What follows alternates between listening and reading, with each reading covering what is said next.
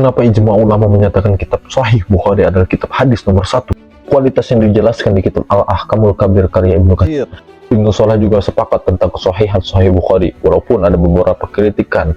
Dan kitab ini menjadi rujukan nomor 2 setelah Al-Quran. Yuk kita bahas.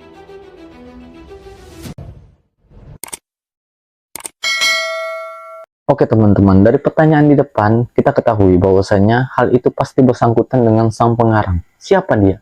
Dia adalah Imam Bukhari, nama aslinya adalah Muhammad bin Ismail bin Ibrahim bin Mughirah bin Bardisbah bin Ja'fi al-Bukhari. Dia dilahirkan di Bukhara tanggal 13 Syawal 194 Hijriah. Umur 7 tahun dia sudah hafal Al-Quran dengan sempurna. Dan di umur 11 tahun dia sudah hafal 2 kitab besar, yaitu Musnad Ibnu Mubarak dan Al-Waqi. Nah, dari sini kita sudah tahu kecerdasan yang dimiliki oleh Imam Bukhari luar biasa. Dan beliau dilahirkan dalam keadaan yatim. Jadi dari kecil yang merawat beliau adalah ibundanya. Di umur 4 tahun beliau terkena penyakit yaitu kebutaan. Nah, setelah ibunya sangat luar biasa dalam berdoa dan memunajat kepada Allah untuk bisa disembuhkan anaknya ini. Dan doa itu terjawab. Akhirnya Imam Bukhari disembuhkan dari kebutaannya. Dan disitulah tertanam dalam hati ibundanya bahwasanya anak ini dihibahkan untuk urusan agama. Di tahun 210 Hijriah, Imam Bukhari melaksanakan haji. Dan disinilah awal mula karir beliau sebagai muhaddisin atau orang yang mendalami hadis secara mendalam. Nah kawan-kawan, kitab hadis yang bernama asli Al-Jami'ul Musnad Al-Mukhtasar min Umuri Rasulullah SAW wa Sunanihi wa Ayyamihi, ini dikarang atau dimulai di Masjidil Haram dan diselesaikan di Masjidil Nawawi, tepatnya di Ar-Raudhah. Banyak beliau menulis hadisnya di tempat itu. Dan beliau dalam menseleksi hadis itu sangat ketat luar biasa dibandingkan dari perawi-perawi hadis yang lain, baik itu dari sanadnya maupun matanya. Nah, ini ada satu kisah, karena konten ini berisi tentang kisah-kisah, saya akan mengisahkan perjalanan Imam Bukhari dalam mengumpulkan hadis. Dikisahkan Imam Bukhari ini ingin mengambil hadis kepada seseorang, dan perjalanan menuju rumah orang ini tergolong sangat jauh.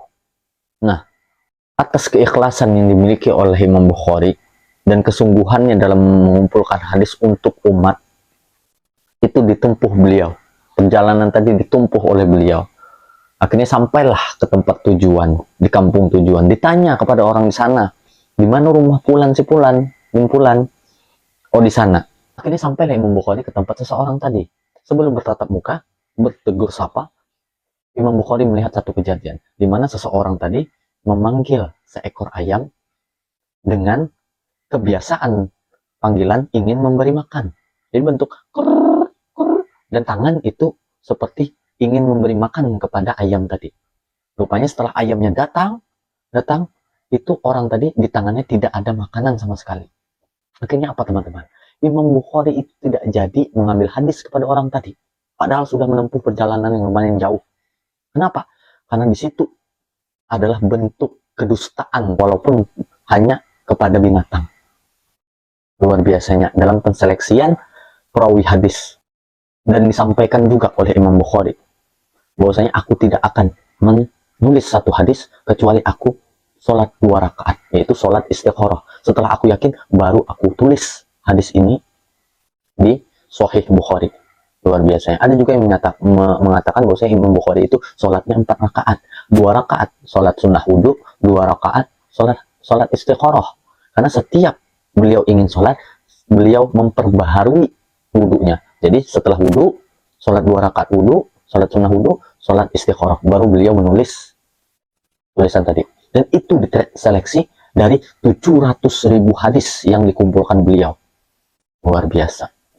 Dan tersaring jadi 7.225 hadis. Itu tidak sampai 1%-nya. Begitulah luar biasanya daripada kitab Sahih Bukhari. Mudah-mudahan kisah ini bisa bermanfaat bagi kita semua. Salam dari saya, bukan guru.